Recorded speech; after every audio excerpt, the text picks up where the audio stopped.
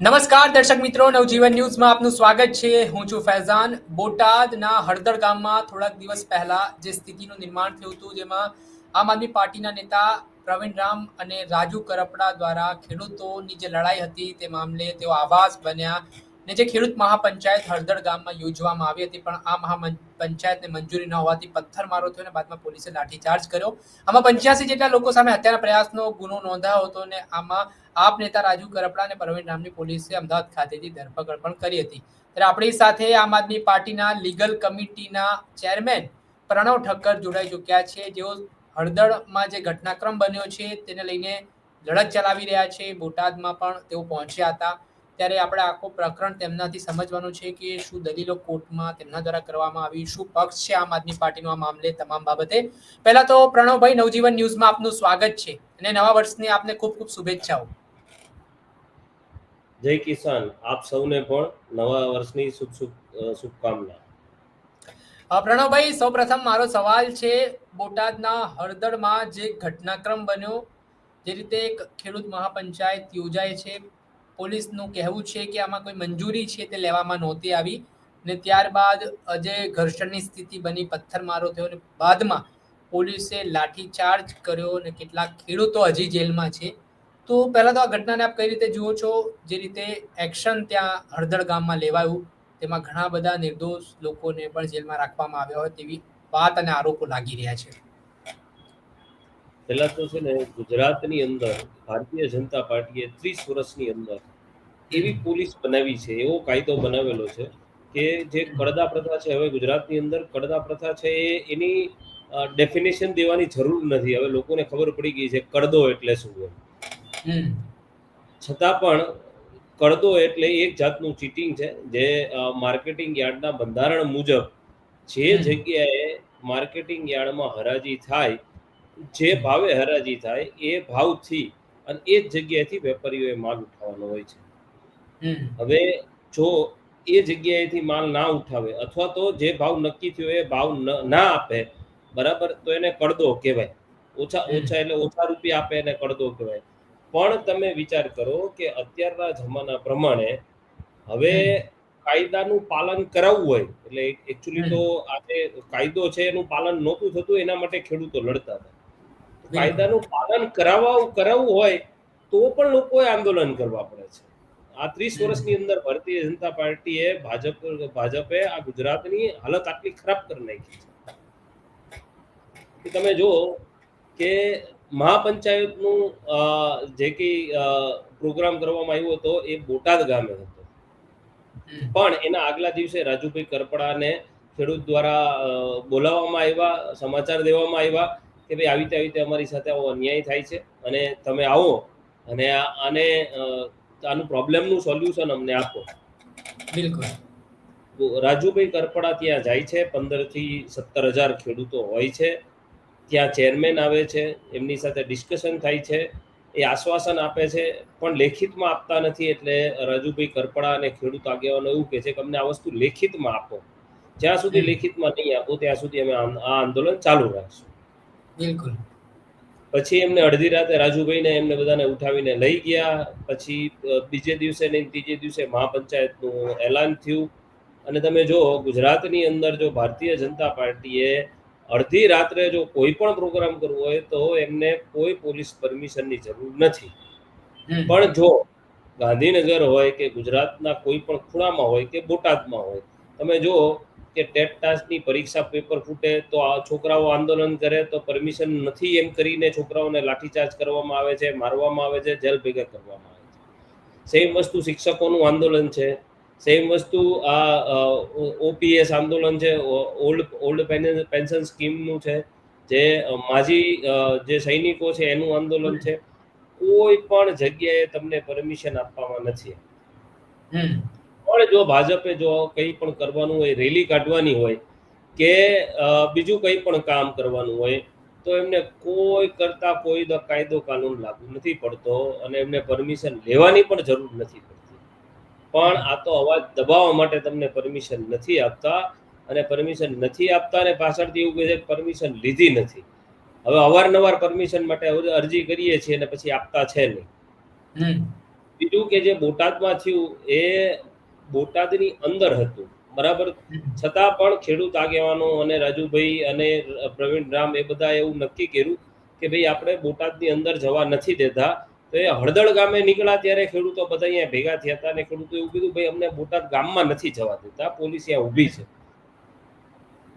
તો સ્વાભાવિક છે કે ખેડૂતના નેતા છે રાજુભાઈ અને પ્રવીણ રામ, તો લોકો હળદળ ગામે લોકો ભેગા થયા અને હળદળ ગામે રાજુભાઈ આવ્યા એટલે એમની સાથે બધાએ મીટિંગ કરી અને એવું કીધું કે ભાઈ આપણે પરમિશન લઈને આગળનું કાર્ય કરશું, પણ ખેડૂત મહાપંચાયત તો યોજાશે જ. તમે જોયું હશે સૌથી પહેલા જ્યારે એક વખત પોલીસની ગાડી આવે છે એની સાથે બીજી કોઈ ગાડી આવે છે, એમાંથી 8-10 લોકો 15 લોકો ઉતરે છે, પોલીસની ગાડી પાછી જતી રહે છે. પછી જ્યારે બીજી વખત આવે છે ત્યારે કાફલા સાથે આવે છે અને એમાં ટીયર ગેસના સેલ, લાઠીચાર્જ અને એમને હેલ્મેટ પહેરેલા હોય છે, એમના પ્રોટેક્શન માટેના ટૂલ્સ હોય છે, બધું કમ્પ્લીટ સાથે આવે છે. એનો મતલબ એમને કોઈને પણ વોર્નિંગ આપી નથી અને એ પ્રી પ્લાન્ડ હતું કે ભાઈ આવું કંઈક થવાનું છે ને પોલીસને ખબર હશે અને એના માટે તાત્કાલિક આવ્યા અને જે કોઈ લોકોએ કાંકરી ચાળો કર્યો એનું પણ ઇન્વેસ્ટિગેશન અમારી ટીમ તરફથી ચાલુ છે. કદાચ નજીકના ભવિષ્યમાં એના ઉપર પણ અમે પ્રકાશ પાડશું. હવે તમે જુઓ કે આટલું થયું પછી તો કે પછી ખેડૂતોને મારવામાં આવ્યો અને સખત એમને ઇરિટેટ કરવામાં આવ્યા અને એટલું બધું કરવામાં આવ્યું કે એમના ઉપર પછી એમને 307 આઈપીસીની 307, આપ તો બીએનએસની 109/1 થાય, પણ આપણી જે અત્યારે જે લોકોને સમજમાં પડે એટલે 307 એટલે હત્યાનો પ્રયાસ, મળીને ષડયંત્ર કરવું, દુષ્પ્રચાર કરવો, આવી ઘણી બધી સેક્શન લગાડવામાં આવી છે. હવે અમારા લીડર તો ઠીક છે, પણ ખેડૂતો પણ હત્યાનો પ્રયાસ એમના ઉપર પણ લગાડવામાં આવ્યો.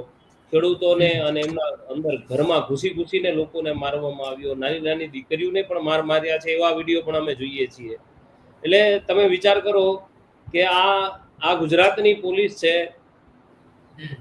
જ્યાં જો જૈનમ શાહ જેવા લોકો રોડ ઉપર ખુલ્લે આમ પોલીસ સાથે હાથ સફાઈ કરે તો એને માફી પત્ર આપી અને છોડી દેવામાં આવે છે.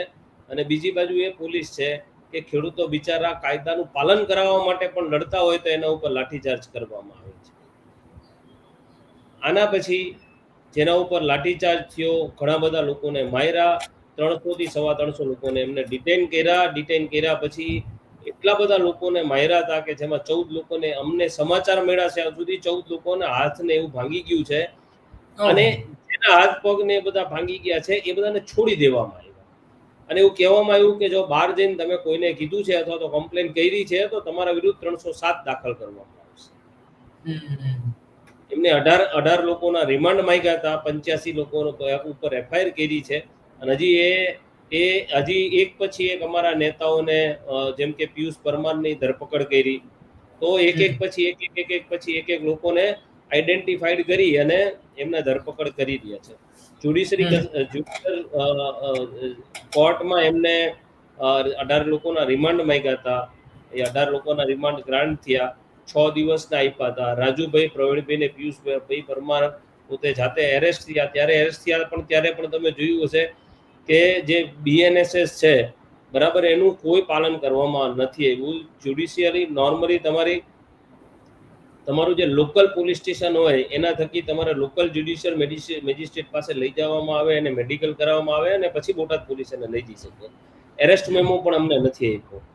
હવે એના પછી અમે અહીંયા કોર્ટમાં ગયા. કોર્ટની અંદર જે બાકી બધા લોકો હતા એમને જ્યુડિશિયલ કસ્ટડીમાં મોકલી દેવામાં આવ્યા અને 6 દિવસ પછી આમની રિમાન્ડ પૂરી થઈ એટલે એમને પણ એડિશનલ રિમાન્ડ ડિમાન્ડ નથી કરેલી એટલે એમને પણ જ્યુડિશિયલ કસ્ટડીમાં મૂકી દેવામાં આવ્યા છે. અત્યારે રાજુભાઈ અને પ્રવીણભાઈ સાથે મારી વાત થઈ છે એ મુજબ એવી વાત છે કે સૌથી પહેલા તમે ખેડૂતોને ગમે એમ કરીને બહાર કાઢો. હવે 20 તારીખ તમે ખેડૂતો અને જે ખેડૂત આગેવાનો છે અને ખેડૂતો છે એને પહેલા બહાર કાઢો અને પછી તમે અમારી બેલ પ્રોસેસ કરશો તો ચાલશે, અમને વાંધો નથી. નોર્મલી એવું છે કે જો ભારતીય જનતા પાર્ટી માટે રાજુભાઈ કરપડા હોય, પ્રવીણ રામ હોય, પિયુષ પરમાર હોય કે રમેશ મેર હોય, આ બધા લોકો માની લો કે પોલિટિકલ રાઇવલ્સ છે, એની સાથે પણ આવું કૃત્ય ના કરવું જોઈએ, પણ માની લો કે પોલિટિકલ રાઇવલ્સે કર્યું, પણ ખેડૂતોને તો મૂકો, ખેડૂતો ઉપર પણ તમે 307 લગાવી છે.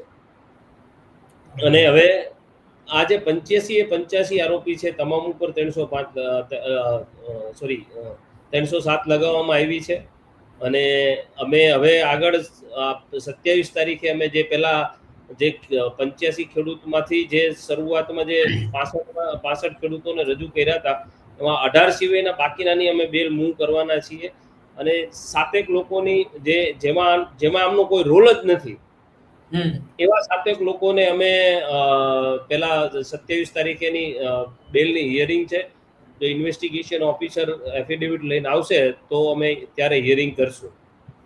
પ્રણવ સર, મારો પ્રશ્ન એવો છે કે જ્યારે આ બોટાદના કોર્ટમાં તમે પહોંચ્યા, તમારા તરફથી સર જ્યારે આ ઘટનાક્રમ બન્યો, હત્યાનો પ્રયાસની કલમો તેમજ ઘણી બધી જેવી આસપાસ કલમો લગાવવામાં આવી છે, જેમાં સોશિયલ મીડિયા પર ઉશ્કેરણીજનક ભાષણો કરવા, લોકોને ઉશ્કેરવા, પથ્થરમારો કરવો, એવી ઘણી બધી બાબતો છે. તેમાં આપના તરફથી કોર્ટરૂમમાં શું દલીલો સર રહી હતી જે તે સમયે?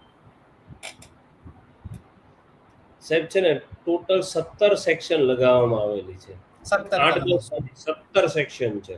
ઓકે. એમાં 109(1), 189(2), 189(3), 190, 191(2), 195(1), 121(1), 49, 132, 324(5), 61(2), 115(2), 118(1), 125(1), 5, 3, 5, 223 અને જીપી એક્ટની 135 આવી ઘણી બધી કલમો લગાવવામાં કલમો છે. હવે નોર્મલી એવું છે સાહેબ કે આ રિમાન્ડ હોય ને તો રિમાન્ડમાં અમે ઓપોઝ કર્યા હતા કે આમાં રિમાન્ડની જરૂર નથી. જ્યારે પોલીસે એવું કીધું કે અમારે પથ્થરો રિકવર કરવાના છે. ઓકે. જે પથ્થરો માર્યા હતા અથવા તો જે બોટલોનો ઘા થઈ હતી એ બોટલો અમારે રિકવર કરવાની છે. તો એના માટે કઈ બેલ હોય નહીં. અને ગામડું છે, ગામડામાં તો પથ્થર હોય જ. અહીંયા તો દરેક જગ્યાએ દરેકના ઘરમાં પથ્થર પડેલા હોય, કારણ કે તમે જોયું છે ગામડામાં છે ને પથ્થરથી જ મકાન બનતા હોય, અથવા તો જે પાડી બનાવે પથ્થરથી જ બનતી હોય છે. બિલકુલ. એમને એવું કીધું ભાઈ સોશિયલ મીડિયામાંથી અમારે બધી ઇન્ફોર્મેશન કલેક્ટ કરવાની છે. હવે દરેક વિડીયો વાયરલ છે, એઆઈ ટૂલ આવી ગયા છે, તમે ફેસ ડિટેક્ટ કરી, જેને પણ પથ્થરમારો કર્યો છે જે ફેસ ડિટેક્ટ કરીને તમે એના ઉપર એક્શન લો. એમાં તમારે કોઈ રિમાન્ડની જરૂર નથી, પણ છતાં પણ એમને 3 દિવસના રિમાન્ડ આપ્યા હતા અને હવે પૂરા થઈ ગયા છે. અને એમને જ્યારે રજૂ કર્યા ત્યારે વેકેશન ચાલતું હતું, એટલે જજ સાહેબના ઘરે રજૂ કર્યા હતા. અને હવે 27 તારીખ પછી અમને એ ઓર્ડર જે મળશે એની સર્ટિફાઈડ કોપી કઢાવી અને પછી અમે પાછું 28 તારીખે કે 29 તારીખે બાકી બધાના રેસ્ટ ઓફ ઓલ છે એમના બેલ મૂવ કરશું. સર બીજો જી સર, બોલો. સર, આપ થોડા દિવસ પહેલા ગયા હતા બોટાદ, ત્યાં એક ખેડૂત સાથે આપણે મુલાકાત કરી, એમનો હાથ ભાંગેલો હતો ને તમને પીડા એ કહેતા હતા, વેદના કહેતા હતા કે તેમની સાથે શું થયું. તો તમે થોડુંક આમાં વિસ્તારથી અમને બતાવો કે શું ખેડૂત તરફથી તમને ફરિયાદો મળી, શું તેમના આરોપો પોલીસ ઉપર કર્યા? એમાં એવું છે કે કોઈ ગામના આજુબાજુના કોઈ ગામના ખેડૂત છે અને એમને બંને એમના હાથમાં 2 ફ્રેક્ચર કરી નાખ્યા છે. અહીંયા પણ એમને બહુ બધું માર્યું છે. અને એમને મેં તમને કીધું કે જે 200-250 લોકોને જેને છોડી દીધા હતા ડિટેન કરીને, એમાંના એક ખેડૂત હતો. અચ્છા. એમને કીધું કે સાહેબ અમે કોઈ પાર્ટીમાં નથી, કડદાથી અમે રોજ પરેશાન છીએ, એના લીધે અમારી ખુદની સમસ્યા હતી એટલે અમે ગયા હતા. ઓકે. અને અમે 5 જ મિનિટ હજી બેઠા છીએ અને તરત પોલીસ આવી અને અમને માર્યા. પછી અમને લઈ ગયા અને પછી પાછળથી પણ અમને માર્યા અને પછી પોલીસ સ્ટેશનની અંદર નાખી દીધા. અમને દવા ના આપી. એમને મેડિકલ કરાવ્યું, ફ્રેક્ચર થયું હતું, મેડિકલ કરાવ્યું, છતાં પણ એમને એમ છોડી દેવામાં આવ્યા. એટલે અહીંયા જે કોઈ હોસ્પિટલ છે, શબિયા હોસ્પિટલ કે કંઈક નામ છે, બરાબર, અહીંયા એમને મેડિકલ કરાવ્યું હતું, છતાં ડોક્ટરે એને શું રિપોર્ટ આપ્યો હજી, કારણ કે ડિટેન કર્યા હતા એટલે અમને આપે નહીં, પણ અમે આગળ જતા એ પણ કઢાવી લેશું કે કોને કોને તમે ડિટેન કર્યા હતા, શું સારવાર કરાવી, એ કોર્ટ થ્રુ અમે માહિતી માંગવાના છીએ. પણ એ ભાઈ પાસે એટલા બધા એમને બીવડાવી દીધા હતા, એટલે થોડાક દિવસો તો એ બિચારા ઘરથી બહાર ના નીકળ્યા. પછી એમને ફ્રેક્ચર માટે 50,000 રૂપિયાની જરૂર હતી અને એમની પાસે 50,000 હતા નહીં. એટલે એમને કોઈ હોસ્પિટલમાં જે ગવર્મેન્ટની જે આયુષ્યમાન કાર્ડ હોય એનો યુઝ કરી અને એમને એ ફ્રેક્ચર નું ઓપરેશન ને એ બધું કરાવ્યું. પણ એમની એક હિંમતને દાદ દેવી જોઈએ. આવા ઘણા બધા ખેડૂતોના ફોન આવ્યા છે, પણ એમને કીધું કે સાહેબ મને ખોટી રીતે મારવામાં આવ્યો છે. કાયદાનું પાલન કરવા માટે પણ જો અમારે ખેડૂતોએ આંદોલન કરવું પડતું હોય અને પછી અમારે જ માર ખાવાનો ને 307 પણ અમારા ઉપર જ લાગે, તો અમે તો લડી લેવાના મૂડમાં છીએ સાહેબ. એટલે એમના કહેવાથી અમે ફરિયાદ દાખલ કરાવી છે. હવે જો પોલીસ સ્ટેશનની અંદર જો ફરિયાદ ને એફઆઈઆરમાં કન્વર્ટ નહીં કરે તો અમે 27 તારીખ પછી કોર્ટમાં પ્રાઇવેટ કમ્પ્લેન કરી અને એફઆઈઆર કરાવડાવશું. અને આવા એક નથી, ઘણા બધા ખેડૂતો છે. પણ દિવાળીનો ટાઈમ છે એટલે દિવાળી પતે પછી એક સાથે ઘણા બધા લોકોની અમે જેને માર પડ્યો છે એને જે અધિકારીએ ઓર્ડર કર્યો છે ત્યારથી જે કઈ કોન્સ્ટેબલે હાથ ઉપાડ્યો છે અથવા તો લાકડી મારી છે એ તમામ વિરુદ્ધ ફરિયાદ દાખલ આવનારા સમયમાં થશે. સર મારો બીજો પ્રશ્ન ફૈઝાનભાઈ, આના કરતા એક બહુ મહત્વની વસ્તુ છે કે જ્યારે અમે જે બેલ આ રિમાન્ડ 6 દિવસના પૂરા થયા ત્યારે એક બહુ નાની બાળકી હતી, કદાચ એની ઉંમર હું માનું છું 6 કે 7 વર્ષની હશે અને એમના મમ્મી હતા. એટલે એમના જે એ દીકરીના પપ્પા છે ને એ અંદર જેલમાં છે. એ પણ ખેડૂતની દીકરી છે અને ખેડૂતની પુત્રવધુ છે.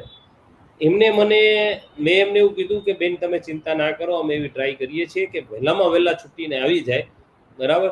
એ બેને મને એવું કીધું કે સાહેબ તમે ચિંતા ના કરતા, મારો વર 15 દિવસ રહે કે 20 દિવસ રહે કે 25 દિવસ રહે, પણ આ કડદો પ્રથા બંધ કરાવજો. અને મને મારા વર ઉપર ગર્વ છે કે ખેડૂતના માટે લડે છે અને એના માટે જેલમાં જાય છે. અને એવું પણ એ બેને કીધું હતું કે આમ આદમી પાર્ટીવાળા જેવી રીતે અમને મદદ કરી રહ્યા છે, ખેડૂતો માટે જેવી રીતે લડી રહ્યા છે, એવી રીતે આ વસ્તુ ખેડૂતો યાદ રાખશે. કારણ કે 64 લાખ અમે ખેડૂતો છીએ. અમારા એક આંગળીના ટેરવે સરકાર બને છે અને એક આંગળીના ટેરવે સરકાર બદલાય છે. એ બહુ એ બેનનું નામ મને નથી યાદ, પણ બહુ સ્ટ્રોંગ લેડી હતા અને મને લાગે છે ખેડૂતો છે ને હવે લડી લેવાના મૂડમાં છે કે ના, આ કડદો પ્રથા તો બંધ થવી જ જોઈએ. સર મારો પ્રશ્ન એવો હતો કે જે રીતે આમ આદમી પાર્ટીના નેતાઓ જે રીતે આંદોલનો કરી રહ્યા છે, સરકારનું ધ્યાન દોરી રહ્યા છે, ત્યારે 307 એટલે કે હત્યાના પ્રયાસનો ગુનો, જે નવી બીએનએસ પ્રમાણે 109(1), તો એ ગંભીર કલમો હેઠળ ગુનાઓ નોંધાઈ રહ્યા છે એમની સામે, કે નોન બેલેબલ ઓફેન્સ છે જેને કહેવાય. તો સર આ બાબતને કઈ રીતે જોવો છો? ધારાસભ્ય ચૈતર વસાવાનો કેસ હોય કે પછી હવે રાજુ કરપડા, પ્રવીણ રામનો કેસ હોય, તેમની સામે આ ગંભીર કલમો હેઠળ ગુનો નોંધાયો છે. તો થોડુંક આ કાયદાકીય રીતે હું તમારાથી સમજવા માંગુ છું, દર્શકો સમજવા માંગે છે કે આ કેવી રીતે પોસિબલ થઈ શકે છે કે હત્યાના પ્રયાસના ગુનાઓ હવે આ બાબતોમાં નોંધાવા લાગ્યા છે? જો પહેલા તો ભારત દેશના ઇતિહાસમાં પહેલી વખત કાચનો ગ્લાસ કોઈ ફેંક્યો હોય, સ્પાઈડરમેનની જેમ પોલીસ આવી અને એ કાચ પકડી લે, કોઈને લોહીનું ટસ્યું પણ ના નીકળે અને 307 એટલે 109(1) જેવી સેક્શન લાગે, ચૈતર વસાવાના કેસમાં બન્યું. મને લાગે છે કે ભારત દેશના ઇતિહાસમાં પહેલી વખત આવો કિસ્સો બન્યો હોય છે કે કાચના ગ્લાસ વાગ્યો નથી છતાં પણ 307 એટલે કે 109(1) ની હત્યાના પ્રયાસનો ગુનો નોંધાય છે. તો હવે છે ને આ સરકાર છે ને અંગ્રેજોના સીધી લીટીના વારસદારો છે અને પોલીસ છે એ એમને ઘરની ખેતી છે, એમને પેન જેમ ચલાવ્યું એમ ચલાવે. એફઆઈઆર થાય એનો મતલબ એનો એ નથી કે આ મેન્ટેલેબલ છે. એફઆઈઆર થાય એટલે એમને જે સેક્શન લગાડ્યું હોય એ લગાડી શકે છે.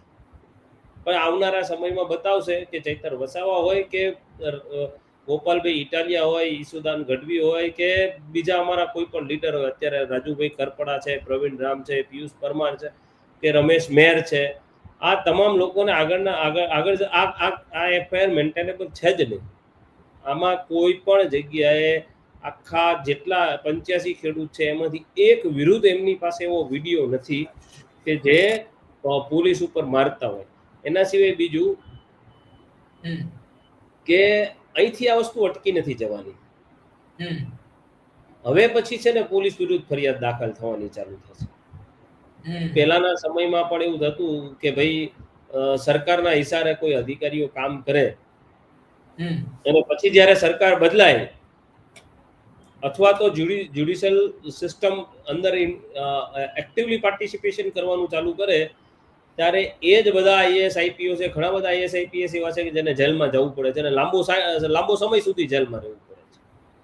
તો એ વાંધો નથી, સમય બદલાશે અથવા તો જ્યુડિશિયરી સિસ્ટમ જ્યારે એક્ટિવલી પાર્ટિસિપેશન કરવાનું ચાલુ થશે ત્યારે જે અધિકારીઓએ ખોટું કર્યું છે એની સજા તો એમને મળવાની જ છે સર. છેલ્લો સર મારો પ્રશ્ન, રાજુ કરપડા અને પ્રવીણ રામ સાથે તમારી જે વાતચીત થઈ છે એમનો શું સંદેશો છે, મેસેજ શું છે લોકોને, શું કહી એમનો રહ્યા છે એ લોકો? એમનો સંદેશો એવો છે કે અમે પહેલા તો સૌથી પહેલા જે ખેડૂત આગેવાનો છે, જે ખેડૂત છે એમને જેલમાંથી બહાર કાઢો, અમારી ચિંતા તમે ના કરશો. બીજું ઓકે. કે કડદા પ્રથામાં જ્યાં ખેડૂતોને મદદની જરૂર પડે લીગલી અને જ્યાં જ્યાં જરૂર પડે લડવાની રસ્તા ઉપર, તો એ તમામે તમામ આંદોલન ચાલુ રાખજો અને જ્યાં કાયદાકીય જરૂર પડે ત્યાં વિનામૂલ્યે તમે સેવા આપજો. તો અમે અત્યારે પણ એ જ કરી રહ્યા છીએ કે જેને ફરિયાદ દાખલ કરાવી છે એની ફરિયાદ દાખલ કરીએ છીએ. જે લોકો અંદર છે, જે ખેડૂતો અંદર છે એની સૌથી પહેલા બેલ ચલાવીને એમને બહાર કાઢવાના પ્રયત્નો કરીએ છીએ. અમને વિશ્વાસ છે કે સેશન્સ કોર્ટમાંથી એમને બેલ મળી જશે. નહીં મળે તો પછી અમે હાયર કોર્ટ એટલે કે હાઈકોર્ટમાં જશું. ખૂબ ખૂબ આભાર પ્રણવભાઈ, તમે ખૂબ મહત્વપૂર્ણ સમય આપ્યો, તમારા અતિ વ્યસ્તતા વચ્ચે તમે અમારા માટે સમય કાઢ્યો. આ હતા આમ આદમી પાર્ટીના લીગલ કમિટીના ચેરમેન પ્રણવ ઠક્કર. તેમણે જે હળદળનો આખો જે કેસ છે તે મામલે પોતાની પ્રતિક્રિયા આપી છે. તે પોતે આ કેસને લીડ કરી રહ્યા છે અને ખેડૂતોને પડતી જે સમસ્યાઓ છે તેના માટે તે લીગલી જે તમામ મદદ છે તે પૂરી પાડી રહ્યા છે. અને જે રીતે આમ આદમી પાર્ટીના નેતા રાજુ કરપડા અને પ્રવીણ રામ દ્વારા પણ જેલમાંથી જે મેસેજ આપવામાં આવ્યો છે તેને લઈને પણ તેમણે વાત કરી છે. દર્શક મિત્રો, આવા જ નવા વિડીયો સાથે આપણે માહિતગાર કરતા રહીશું, એટલે નવજીવન ન્યૂઝને લાઈક કરી લો, સબસ્ક્રાઇબ કરી લો અને વધુમાં વધુ શેર કરી તમે